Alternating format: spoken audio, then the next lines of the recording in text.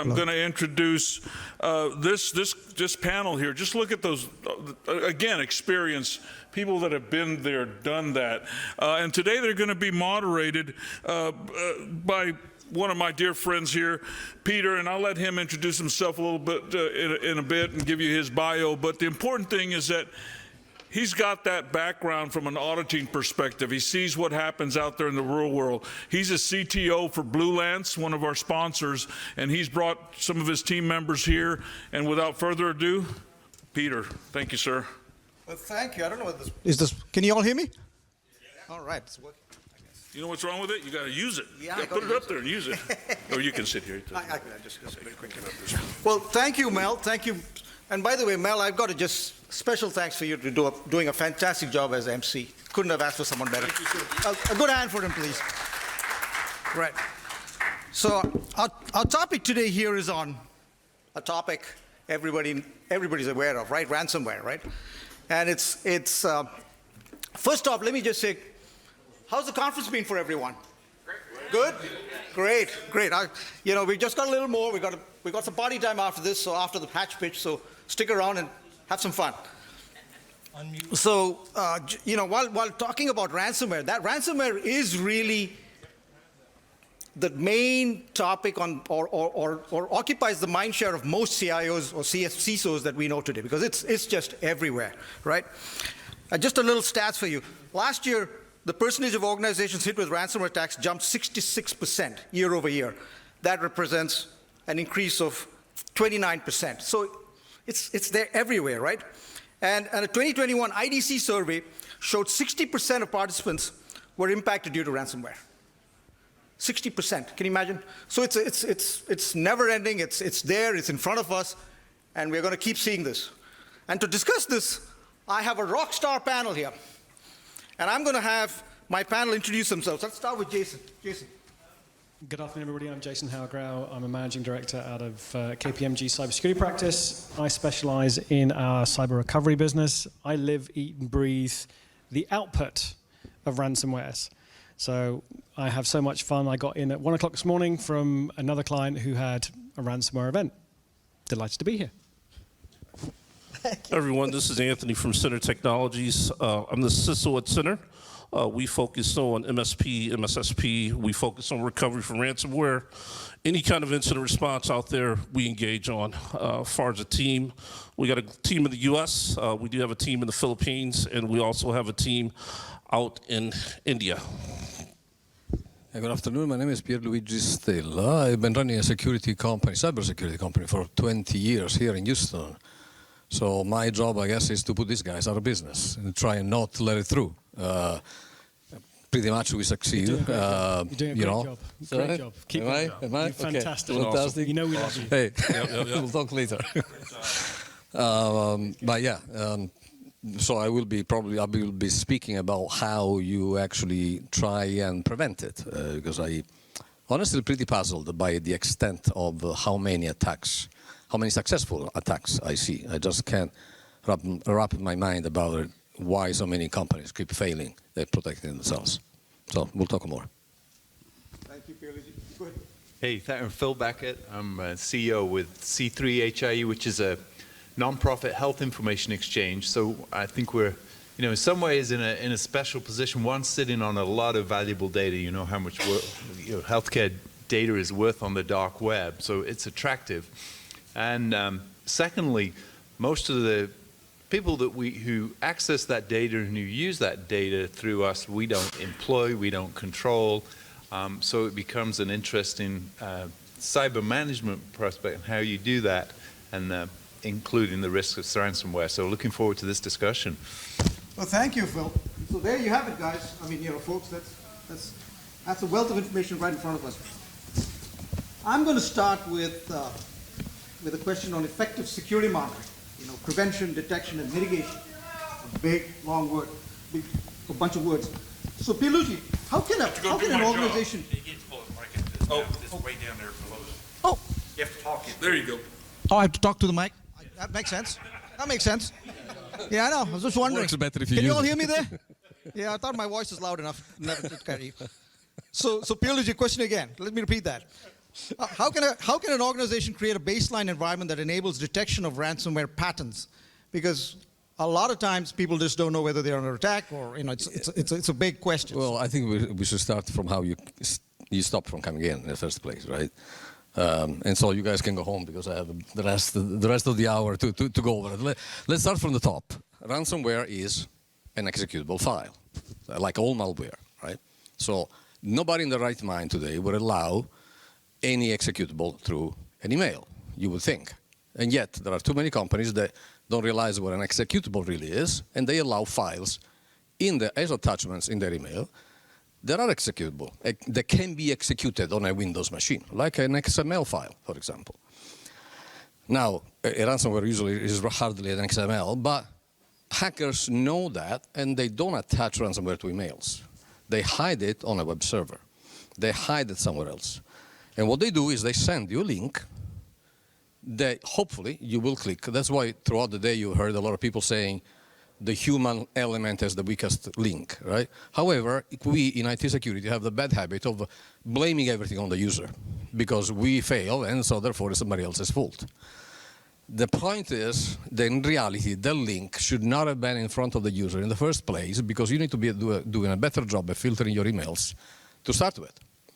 If email protocol was written in the 70s, and therefore it's a very weak protocol, it was written by people who were thinking of sending each other letters and wrote the protocol like they were sending each other physical letters. So it's very simple to say, hello, I am George, and sign something else inside. It's very easy to do what we call spoofing in an email. You can spoof somebody else's domain in a second. Okay? So over the years, we have tried to invent ways to prevent spoofing in a way that allows us to identify the sender as being actually the sender. So if you get an email from Pierluigi.Stella at networkboxusa.com, it is really coming from me, right? One of those methods is called SPF record. The SPF record is an unfortunately failed experiment to try and identify the IP source of an email. However, failed or not, it is very useful to this day, and they should be enforced, and they should be properly utilized, because it is the only way that you have to protect your domain from hackers spoofing your domain and sending emails to somebody else pretending to be you. So you should use it, because when enforced, it is actually extremely useful. I calculated that we block about 90%, my company does email filtering among other things. We block 90% of emails because of SPF spoofing. Now, unfortunately, some people don't know how to configure it. They configure it wrong. You run into problems sometimes. But the general principle is, if it is there and it is properly configured, it protects your domain, not from attacks against you, but from your domain being used attacking somebody else, which is very important. Very important, because if all the legitimate domains in the world were protected by SPF, hackers would be stuck. Because another easy technique is to see how old the domain is. If a domain, John this morning was saying 90 days, a domain is considered very young. A domain that's very young is highly likely something that a hacker set up just to send out email. So that's another indicator of maybe there is something wrong with this email. There are other things. Yahoo and Google came up with a protocol called the DKIM, D-K-I-M. That is a way to actually literally put a signature, an encrypted signature in your email, in the headers of the email, that when it arrives to the destination, you can filter it to verify through literally a public-private key system that that email is legit. It came really from the source that it says it came from. Right? These protocols, these protections are failing simply because we are not using them properly. If we were all using them properly, emails would be a lot easier to filter, and you would see a lot less fake links and broken and dangerous links in your mailbox. Now, I was joking when I was saying an hour, but I could stay here until tonight to tell you about another 1,000 ways that there are to understand and intercept emails, to do anti-spoofing, anti-phishing, a lot of other things. But these are all methods that hackers use. I'm focusing on emails because that's 91% of all attacks today happen via email because email protection is poorly set up. Emails come through in front of the user, and the famous weak link clicks and gets attacked. However, though, now we're saying, okay, you click and you get attacked. Why? Then your firewall, can I use a bad word? It really sucks. Because when you click on the link, what are you really doing? You are, first of all, resolving a domain name to an IP address. And I know there's a lot of students, and that's why I'm trying to be technical. You want to understand cybersecurity? Get technical. Learn what DNS is in the first place. If that IP address is known to belong to a server that's been compromised already, if your firewall is properly protected with recent signatures and knows that IP address is bad, it should stop you right there. Period. And that's layer 3. For those of you who are studying TCP/IP, the next step is a proxy. Now, if the IP address was not known and you go through with that, you intercept that call with a proxy, you do an HTTPS decoding, and look inside to see what's in it. So there are multiple steps that you can take from the source of the email all the way out to the clicking to stop the thing somewhere, right? You have had about 10 different places where you had 10 different chances to stop the attack.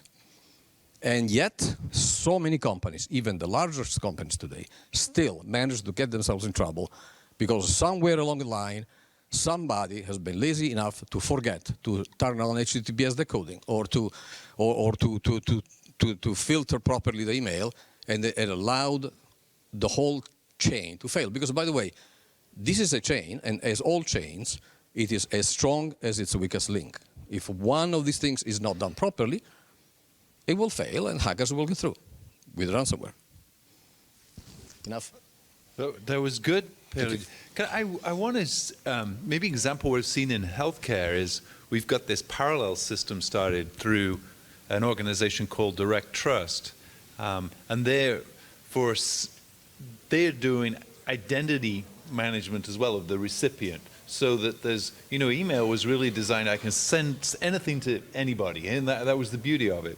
But we've now got this parallel system in healthcare where I want to send this to Dr. Pierluigi. And there's a verification in there that I know when I'm sending to this address, it has been pre-verified and I know who it's going to, and it's all encrypted as well. So I wonder if, do you see maybe some parallels so we could use email for junk and some other parallel systems for sharing confidential information? I would suggest that any organization today should stop receiving files through emails. There are so many other systems. In my company, we use Teams, we use share files, we use things that are, obviously, somebody can tell me you are pushing the problem somewhere else. Yeah, of course, right? There is always going to be a problem anywhere, but at least it's share files. I have two-factor authentication, which according to John doesn't work, but you still got to use it. And you are still decently protected, and at least you kind of know who put the file there. You are expecting the file. You know. Now, there is always a chance that the person has their computer compromised, and therefore the file they put in your folder, although apparently legitimate because you were waiting for it, is compromised itself. So there are other problems. But at least you're not getting a link through an email. It's just absurd to allow this kind of stuff through emails. Do not exchange files through emails because there is no reason. There are way many other ways to exchange files that are not through a system that wasn't written to be secure. It just wasn't. Exactly. Great discussion, Pierluigi. And just to his point, I was just checking my Twitter feed this morning. Guess which marquee company got hacked or had ransomware? A large company right in your neck of the woods, Pierluigi. Ferrari. Ferrari experienced a big ransomware attack. So if you're going to go back to your Ferrari today, just you might not be able to open that door. Just be careful. So, yeah. So sorry, Anthony. You had? Yeah, I was going to mention. I might be aging myself here, but I think most of the folks, at least in this audience, has heard that former President Ronald Reagan saying, "Trust but verify." Right? I think most of the folks heard that. Ideally, in today's time, it's don't trust, verify first, right? So to the point of the folks that's on the panel here, what we try to do essentially is validate those controls, right? Who's validating? Are you going to trust it to someone fresh out of college? Someone fresh out of high school? The goal really essentially is to not wait for a pen test, not wait for a Vaughn test, to execute what we call breach and attack simulation. Right? If folks haven't heard of that, that's huge. It's probably over the last 2 years it has grown. It will continue to grow, but it's an area that's a strong focus. And if anyone does work with DoD, Department of Defense, you may have heard of CMMC, right? Certifications. It's continuous. Essentially, you got to continually validate those controls, and those controls are functioning. Well, thank you. Thank you. Yeah, go ahead, Jason. Yeah, I'm loving Pierluigi's approach to life, which is far more technical. I love the email challenge, but I think I'll qualify it slightly differently, which is it's actually about attack surface reduction.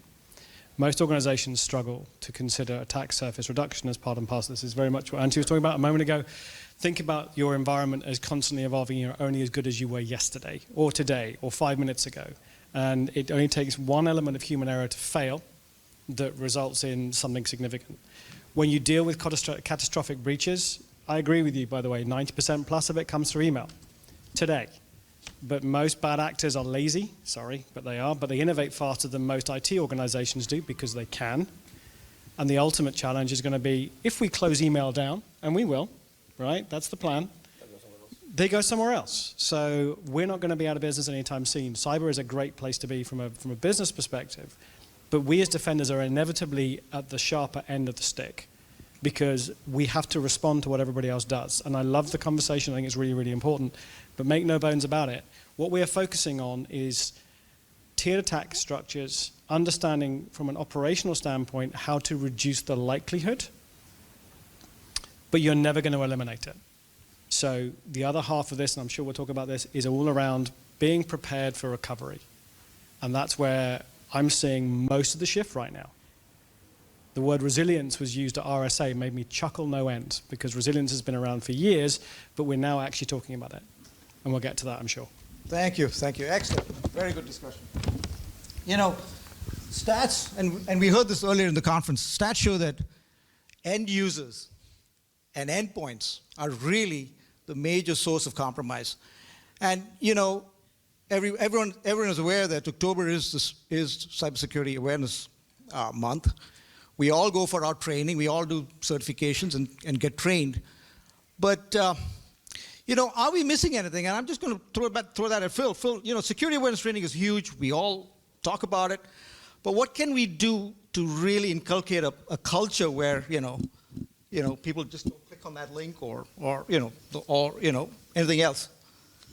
Yeah, Peter, that's the $90 million question, eh? Is how do we do that? And of course, it's multi-pronged. I think one, from my perspective, is making cybersecurity a strategic part of your organization. So it's not just something we do or we have to do or it's a pain to do, that it's at the board level, it's at the C level, everyone's focused on it and talking about it, that it's part of your culture, that and you've got the education going through with that. So I think, in my own organization, I've watched a transition that's really nice. So when those links come in email, that they're often sending them to me and said, before they click them, and said, "Is this good or bad?" Because these spammers are good. It looks like a really legit email, but they're catching them not 100% of the time.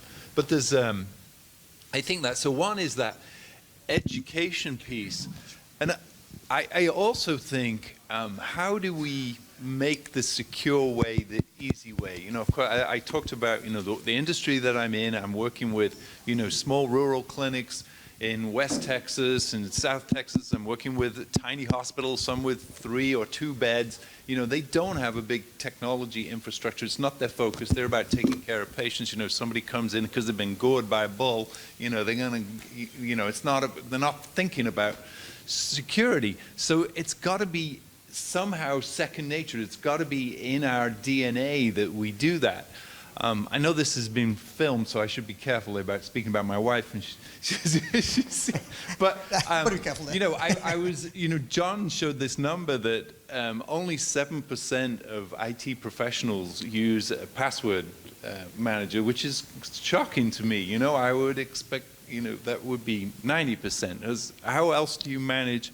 We all have, you know, hundreds of accounts. How do you ever remember all those if they're all different, without a password manager? So that, but that's the I don't know, 8-10% of the workforce. The other 80%, including my wife, just that isn't their focus. And how do you do it? So she and I have been working together just at a personal level. Is how do I get her life more secure using some of these tools? And it's hard, it's not easy. So getting that culture at home, and I'm interested in everyone else's perspective, but it's been a long road, and trying to find ways that, hey, now they start to realize the secure way. If I can just come in with my thumbprint, that gets me everything I need. I don't need all the passwords. They start to realize that, hey, maybe that way is easier, and then I'm taking the secure path. That's a great response, you know, and we all have those struggles, right? I mean, you know, people, you know, just putting an app, and they don't even, most people just don't trust it. I don't know, it's so difficult to inculcate that culture. So I guess, you know, over time, technology might solve that, you know, like you just said with biometrics. But as we all know, that'll always introduce a whole bunch of new problems. So I'm going to talk about incident response. And, you know, incident response, and I'm going to throw this question at Jason here, but, you know, you just came back from handling a huge situation. So why don't you just discuss, you know, incident response? How can we get better? What's missing in the whole equation? And what are we not doing? That's a great question. So first caveat. Every single organization is different. Every single organization's approach to cybersecurity is different. And I'm going to touch on what kind of came before. I think John talked about it a little bit earlier on today. Understanding that there are privileged users, understanding that there are different user classes. When you think about awareness, who are the most important people? Who have the keys to the castle? And we need to move away from the castle mentality. We still think about walls. We still think about firewalls as the most effective mechanisms for defense. It's not true. When you start thinking about a cyber event, most organizations' first major realization that they have a major cyber problem is the day it happens. They will have done a business continuity drill, which will be likely based on the set of assumptions that, hey, you know what, I spoke to Fred in IT, and IT said that they can get the system back up and running in 24 hours. We good? Yeah, we're great. And then reality sets in that the world that IT had and what they thought about isn't real.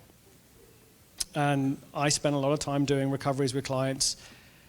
I love proactive response. I love thinking about this from a context of prepare for the worst. Hope for the best, but prepare for the worst. So starting with simple things. Let's start with planning. When was the last time you ran a cyber drill? When was the last time you actually took your exec? Goes back to awareness. I ran an exec cyber drill 3 months ago with the client, and it was a lot of fun. But we pre-tested it because we didn't trust. Hey, there we go, trust and verify. We didn't trust that the IT team were able to do what they said they would do. So we ran some benchmarking assessments against their infrastructure. And their CIO, when we did the roundtable, said, okay, great, you know, we can get this back up in 24 hours. And we went, it's funny you should say that. We did a little bit of testing.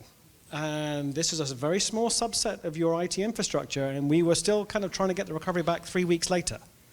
And the shoe dropped, because they didn't appreciate the fact that actually things are more significant than we would anticipate. So planning.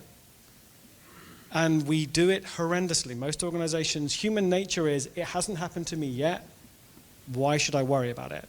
And the yet is, it's probably the case that it's happened, you just don't know it.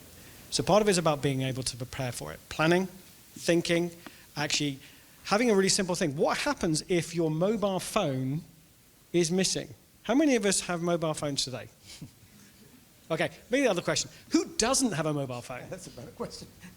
Okay, I saw one hand half go up. Who doesn't have a smartphone? How many of us remember phone numbers? How many phone numbers could you reliably remember? 10?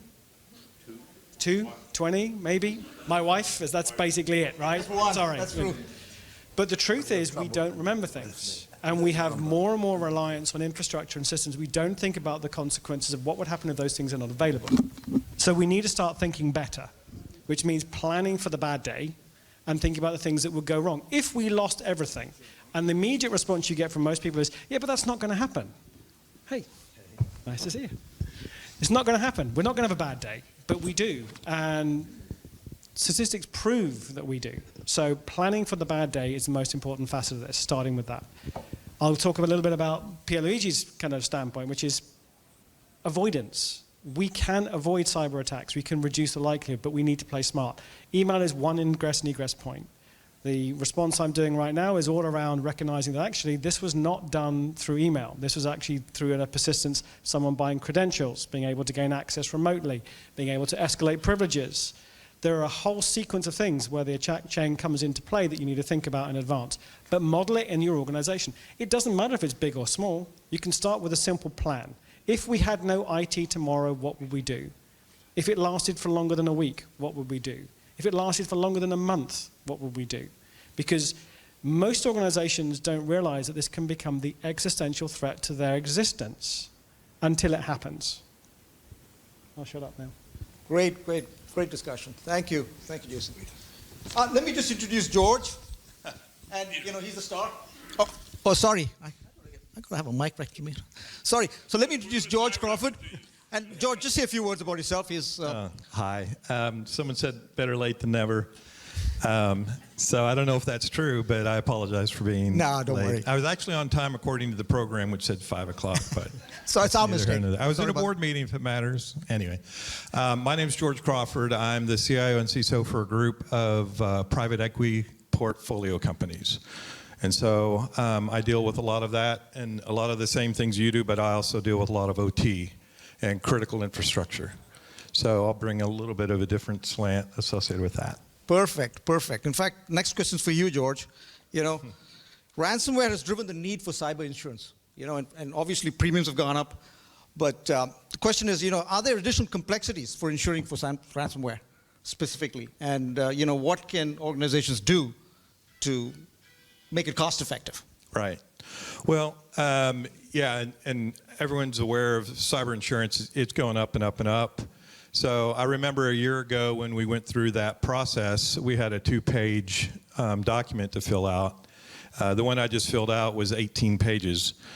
So they're getting more sophisticated in their understanding of what cyber insurance is. And so as we go forward, one of the big issues that we're facing now, I had a good friend, and I can't disclose anything, but they had cyber insurance, and they went through the process. They filled in their paperwork. And it was disallowed because of a technicality associated with one of the things that was filled out. So not only is it getting a lot more expensive, they're getting a lot more critical of every single thing that you fill out on that document. So you have to make sure that you do it correctly. But there are things that you can put in place to mitigate it, right? Yeah. So part of that is having a strong relationship with the group that you're getting the cyber insurance through and understanding exactly their process associated with it and aligning with that process. But as far as things that you can do internally, there are ways that the insurance companies like to see that you have a handle on certain things. So one of the big things that really goes a long way is on your planning and incident response plans. And obviously from a backup perspective and the tools that you can put in place to show them exactly what you're doing goes a long way to being able to get some breaks or actual insurance where a lot of times they wouldn't. One of the complexities for me is in the OT side because their document doesn't have much on the OT. It says, do you have OT? And you check the box. And then they have someone else call you and walk through all the different things that means. And a lot of that has to do with the criticality and the risk associated with your OT environment. If you have a gas processing plant and something happens and someone accesses your system and they blow up your boiler system, that creates a big issue. So there's a lot of the nuances now, and they're just learning about the OT side of things.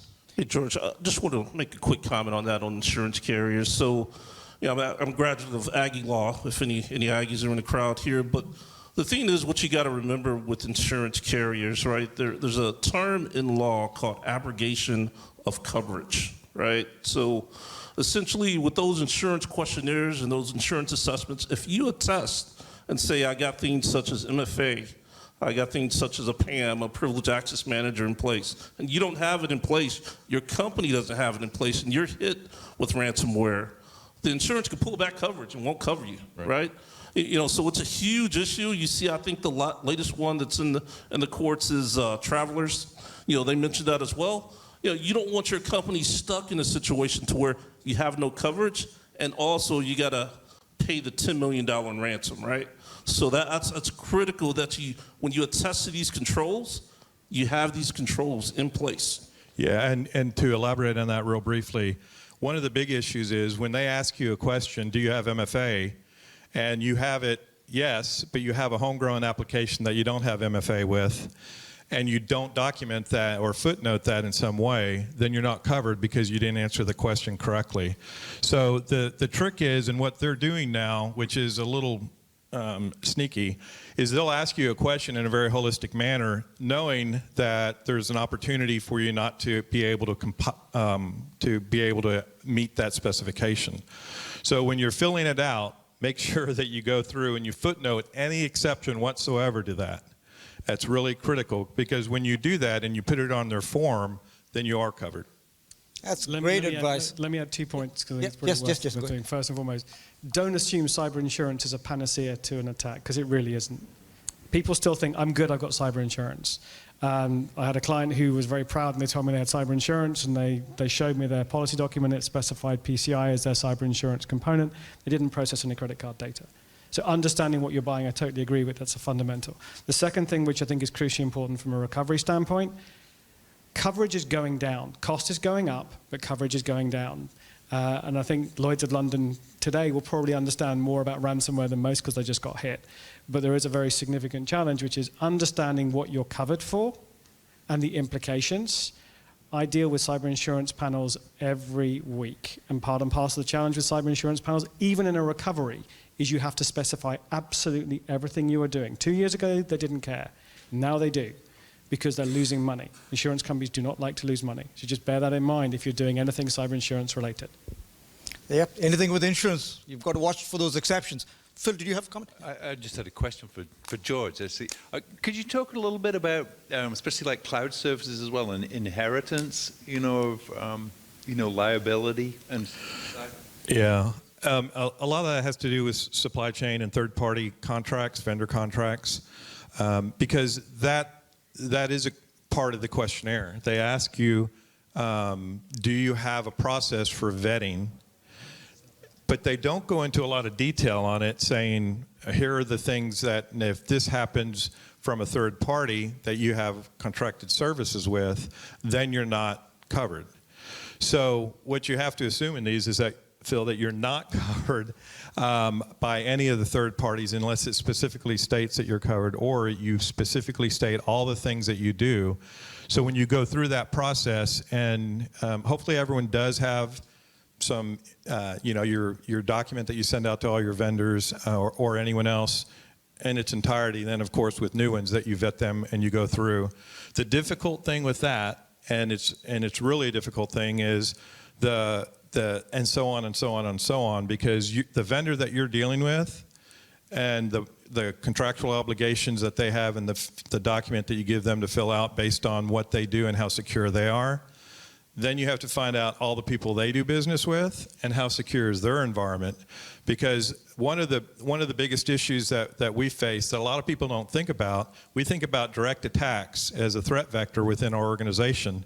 A lot of times, and then we rate them, right? We have our crown jewels here, and then we have, if we get hit there, I can recover pretty easily.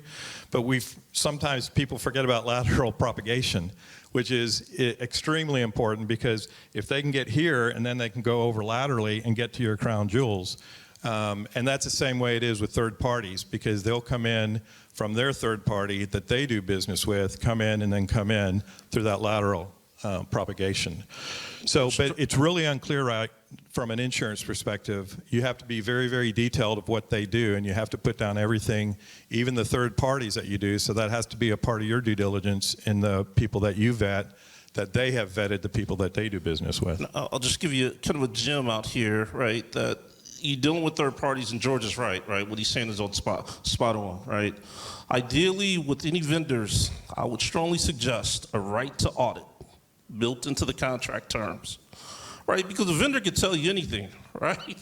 They can put anything on that questionnaire, right? You put a right to audit in the contract terms for that vendor, you have a capability to go in their environment and audit it, right? You want that capability as a company, right? That's highly important. So you work for a very large company. How do you get around the limitations of that? Because there are certain criteria and limitations associated with their allowance of you to do that. And then how do you ensure, because the people that they do business with, they're not going to give us the ability to go in and audit them? What we do essentially, if they don't want to, if they strike that clause out, the right, or they redline it out, we don't do business with them, right? That's essentially what we do, right? Essentially, when you think about vendors, they're an extension of your company, right? If they're hit, right, more than likely, if you don't have the controls in place, you're going to be hit as well, right? So you need some capabilities embedded contractually, legally, to recover if you have to. So, yeah. Great point. I think you're coming from a point of view of a very large corporation. Not everybody can do that. The smaller companies don't have the kind of clout to be able to demand those things. They're often just take it or leave it.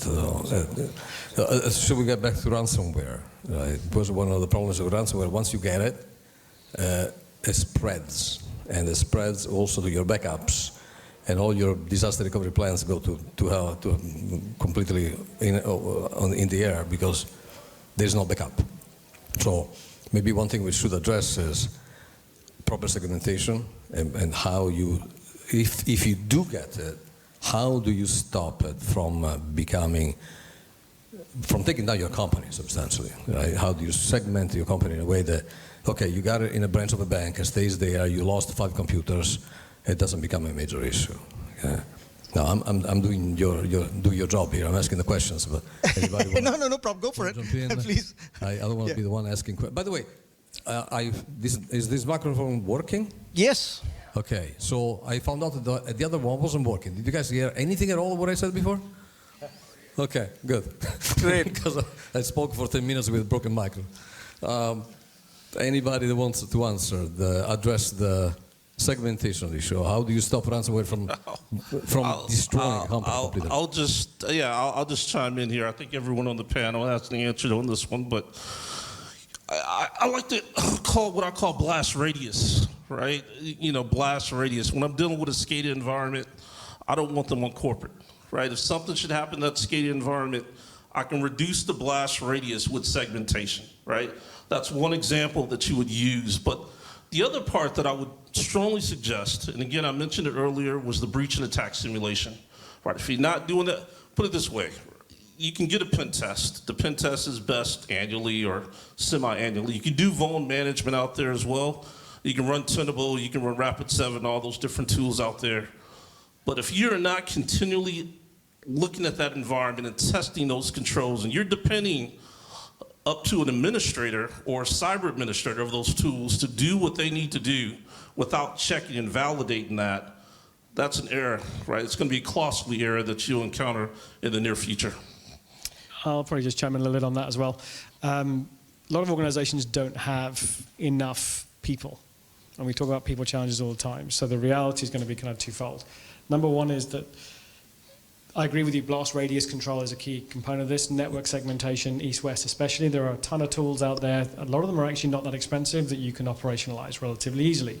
Organizations don't because network isn't fun, interesting, or sexy. And it's not new technology. So why do you do it? That's kind of one part of it. The second part, I think, which is also worth bearing in mind, this goes back to Pierluigi's point, and I'm going to slow it down a little bit. When you think about how to control and contain a ransom, first, the most effective thing is having an EDR solution on those devices, so you know it's happening. It's amazing how many organizations still rely on, hey, I've got 6 flavors of antivirus. I'm good. I don't want to spend any money on this thing. I don't want to buy a Microsoft E5 license because it's expensive. So I'll just stick with the E3 because you know what, I don't have a bad day yet. And the reality is that planning for this goes back to the same thing. If you have the right tools in the right places, you can deal with it. To your point, I absolutely agree with you. Having done 10 years of OT stuff, Segmentation of the OT network in large oil, gas, chemicals, power utilities is mandated now, and it happens. It's the industrial manufacturers, it's the medium-sized small entities that don't do it. They don't do it because they've never had to. You've got a PLC and a SCADA running on the same network as you run your IT. Why? Because no one ever thought to change it, no one invests in it. So changing mindset there requires a conversation at board, and it requires investment. Two bad words. Sorry, but that's the reality that we've got to play to. And that's why a lot of my time in conversations with organizations that don't have data diodes, who don't have secure level 3 firewalls and aren't conversant with the Purdue model, right? They don't know what these things are. They want to know what's it going to cost me to protect my environment, and you have to explain it. And it has to be done incrementally, but you have to start at the board. Yeah. And the same thing, the OT environment applies to, you have a baseline associated with every single instrument and control environment, and then any deviation from that, then it will shut that device down. But more importantly, I've had phone calls, and when I've gone in and talked to SMBs before, because they want to know about the OT environment, because they said, oh, we plugged it in to the switch from corporate and it works fine. And I said, well, yeah, and then you just increased your threat vectors by about 1,000 times.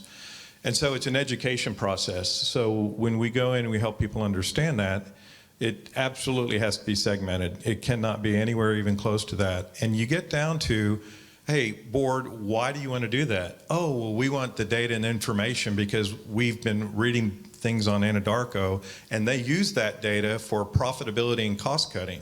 So we wanted it. It's like, great, we can do that. We do not have to have the systems plugged into the same switch, right? So it's key. And just one additional comment on it as well, and I'm pretty sure everyone on the panel has experienced it. You go through the incident life cycle, the NIST incident life cycle, you get the customer back up. One of the issues that you run into, you do the AAR, right? You do the after action review. We call it hot wash within our company, right? But you do the AAR and you find out that, look, man, you got the tools here. You got EDR. You just don't have the features enabled to defeat ransomware. Right, so the reason I'm mentioning that is that I think 90% of the companies that we look at, we engage for incident response. We look at those companies in the AAR, what do we find? You have the EDR, you don't have the features deployed, or you don't have EDR covering the environment, right? All your assets, right? So the thing is, you have to put it this way, the new shiny toy is not always the new fix, right? Everyone wants to get a budget, go out and buy these things, but the new shiny toy is not always the fix. You can use tools and platforms that you already have at your disposal. Yeah, don't use it effectively, right? That's right. Exactly. Great Yep. discussion. So, we're going to be coming to taking questions shortly, but I have a question. I talked about an IDC survey where 60% of the folks surveyed were impacted with ransomware. And of that 60%, 75% paid. And the average ransomware payment in 2021 totaled, I don't know whether this number's right, $812,000. So my question to everyone on the panel, do we pay or don't pay? When you look at that survey about how many people paid, ask how many people got the key in a timely manner or got it at all. And I'll probably add to that. So, Yeah, I'll add to that 2 points. One really simple one, don't pay. I know it's easy to say, but hard to do. And to your absolutely very, very fundamental point, George, even if you get the key, I guarantee the bad actor has spent 99.9% of their time on getting the ransomware in your environment and less than 1% of the time on what the debugging and the decryption solution set looks like. I know because I've been in there afterwards, and they bought the tool, and they've paid the ransom, and they've gone, it's actually going to be quicker to rebuild it from scratch than it is to actually decrypt the solution. and then you also have the FCPA to deal with as well, right?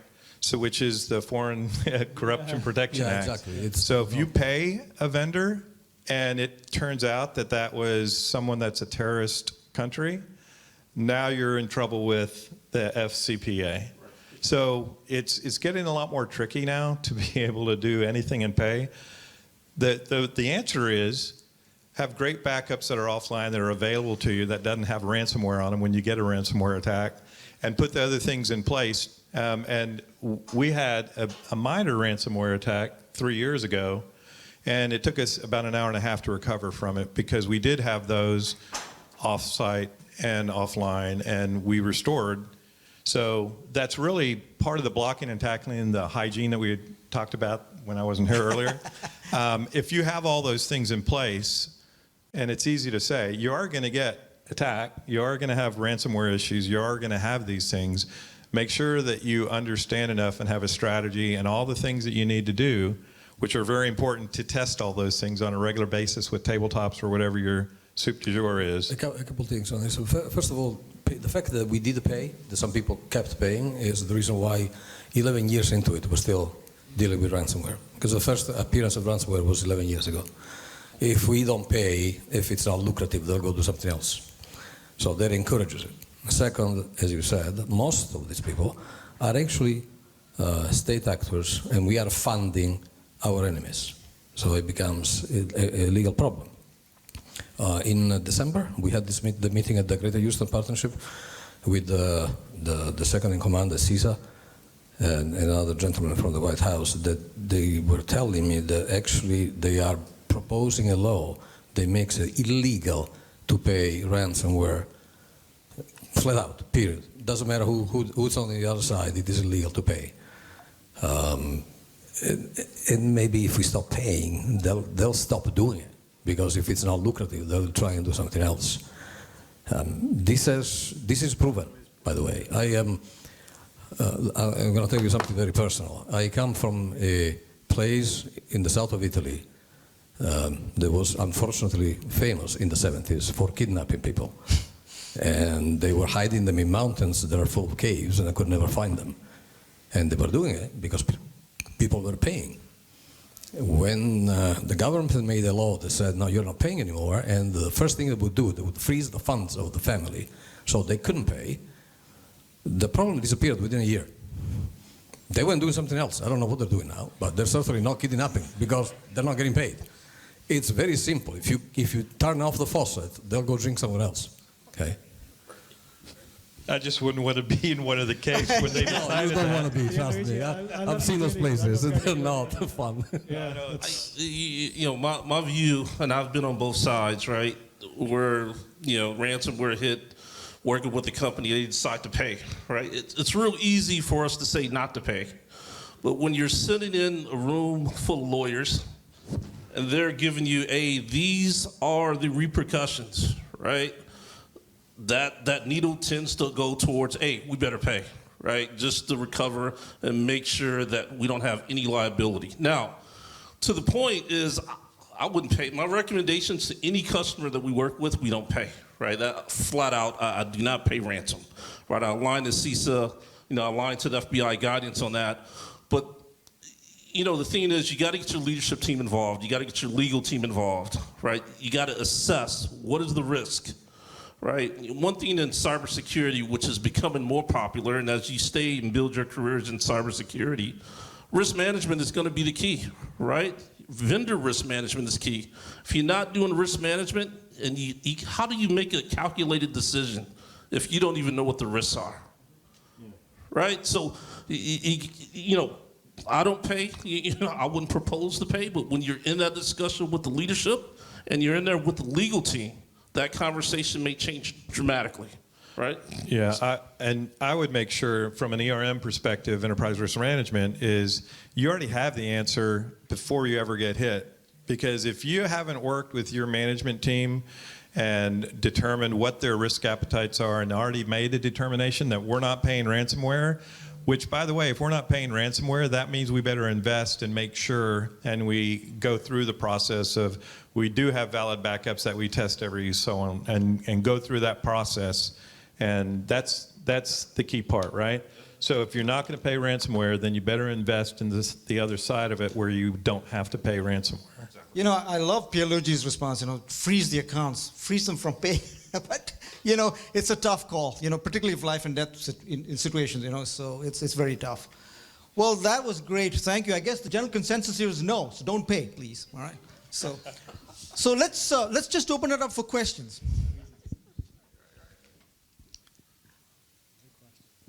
Yeah, we got it. We're good. Yeah.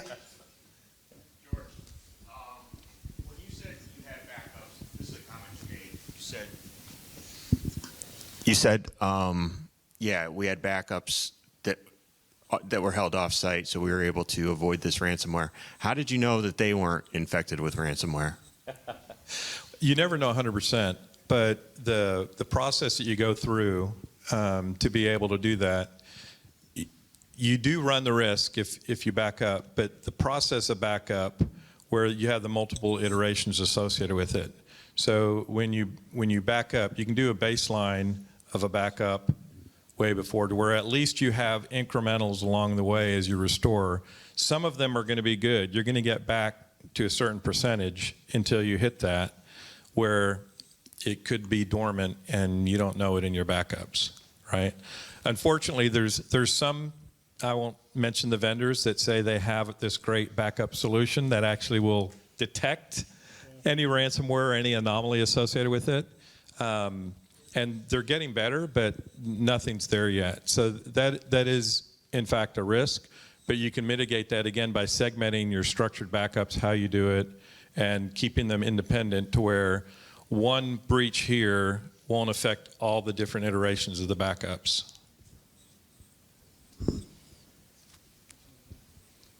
Sorry, there's some light right in our eyes, but there's a question there? I think a mic's coming down. So you've talked a lot about how ransomware impacts the business from a technology perspective, but social engineering also plays a major component. So how would you advise training your team on the social engineering aspect of ransomware attacks? Well, great question. Yeah. I can tell you one of the things that we do is we make it fun,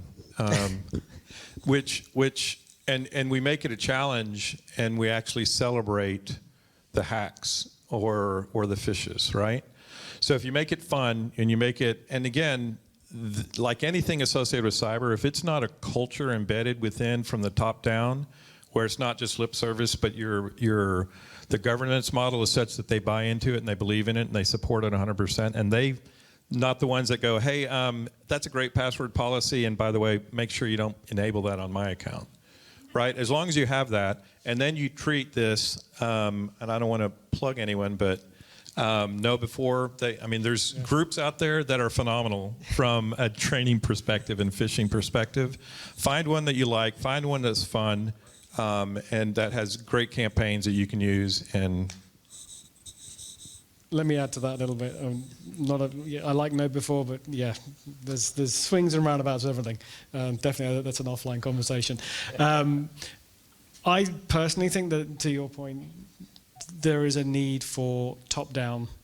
So I actually told my exec last time I did this, we're going to socially engineer you. And they all went, you'll never get us. And I said, really? I said, no, you'll never get us. I said, all right, so how brave are you all feeling? And they were very brave, and they all put up $200 each, which I thought was a very nice amount of money, that if the team did it, there was a prize. And we got everyone. It took time, it took effort, and what it highlighted to the leadership and to the exec and the non-exec was actually two things. One is that you are not immune. None of us are. We all have some form of social engineering. If not social engineering, then vishing, because we did vishing too. We got our CEO with vishing, which was beautiful. And there was a lot of conversations around whether vishing is legit or not, and we argued about it, but the truth of the matter is the outcome is key. If you look at it from a practical perspective, it's a really important question. It has to be top-down. It has to permeate the culture. To your point, George, make it fun. I've sat through so many awareness campaign conversations where, here, click and read this training. Here, click and press this button. And literally, you're banging your head against a brick wall. But if you make it interesting and fun, and little things, a little bit of competition doesn't hurt either. So we pick on all of our privileged users because they're the most fun group, and they're the ones that are most recidivistic, I'm afraid to say, and we educate. And that also means we're not afraid to name and shame. One of my clients recently has an angels board and a demons board. And you don't want to be on the demons board. But apparently, there seems to be the same old suspects that come back in. So having those conversations is probably important. Does that help?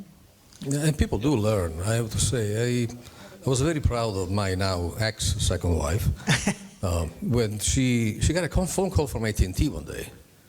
And it was actually a legitimate call, it turns out. But they get on the phone and they start asking her questions like to identify herself. And I watched her with pride saying, you called me and now you're trying to ask me to identify myself. How do I know you're not a hacker trying to social engineer me? Yes, yes, all the talking and it works. Okay, when people are told in fun ways or in other ways, multiple times, at some point they start understanding that this is real. It happens. And the social engineering, by the way, thank you for the question, is one of the most vicious ways of getting through. Right? I watched one of these demonstrations in TV once, and the person literally got the AT&T technician on the other side to change the phone number association to a different SIM card because she was crying with children and blah, blah, blah. And that becomes, now you're going back to this morning, the two-factor authentication. If your two-factor is a text to your phone and somebody else got your phone number, you know, there goes your two-factor. Just some additional input. I wanted to agree with the top-down approach. You know, in our company, each quarter we have security awareness training, right? And our CEO up to the board takes this training. If they don't take the training, we do something different within our organization, right? After the quarter is up, if they haven't taken the training in 15 days, we severely restrict their access on the network. All of a sudden, we noticed everyone completed the training on time, right? You know, so the thing is, you get kind of coach folks, motivationally coach them, right? But that works to a certain extent, right? You do have to have some repercussions, right? Even HIPAA, if you look at HIPAA regulations, look at PCI DSS, that training's required, right? You gotta stay within compliance, and I'm trying to really work in cybersecurity, risk management, and compliance is key to being successful with it, right? But top-down leadership is the key. You gotta have it for security awareness training, right? If you got that, you know, the whole company's gonna follow that top leader manager, right? So, yep. Carrot and stick, Anthony. Great. Peter, just exactly. if I can just add as Just well, you know, we're, and agree with all these things, but we're a tiny organization, so, you know, we all wear multiple hats. So what we've done then is everyone has some ownership over some part of cyber. So whether that's somebody's looking at audit trails, somebody else is managing antivirus, so everybody in the organization has some ownership of this thing. And that really gets buy-in. Great, great. So we've got time for just one more question, unfortunately. It's almost time. Last question there.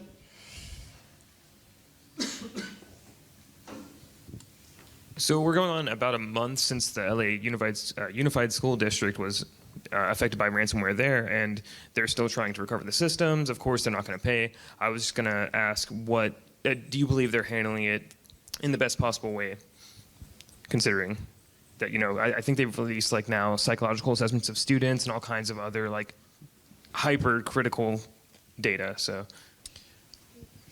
I'll start. Go ahead. It's my favorite subject because not paying is foundational, but guess what? The bad guys want you to pay, so they will do whatever they can do, exfiltrate data, make sure your life is as miserable as possible to force you to do so, because for them it's a business. It's very difficult to say, is 30 days a good recovery time? I've been on recoveries that have been done in 5 days. I've also been on recoveries that have lasted 90 days. I've seen plant reconstructions, and it goes back to the same thing, where they got to the core configuration and they were actually able to wipe the entire configuration of devices, and that's 3 months of rebuild. So it's very difficult to say. I can empathize with you that it's rubbish and it's really painful and it's probably stressful because you don't know whether your data's gone or not. One of the things that I encourage most people to do these days, and it's anybody and everything, I even talked to my wife about it, since we're talking about wives today, assume your data's compromised from day one. Don't put anything up that you can't afford to lose, and recognize that there will be things that will go out because we are pervasive in this society, unfortunately, and we like to share.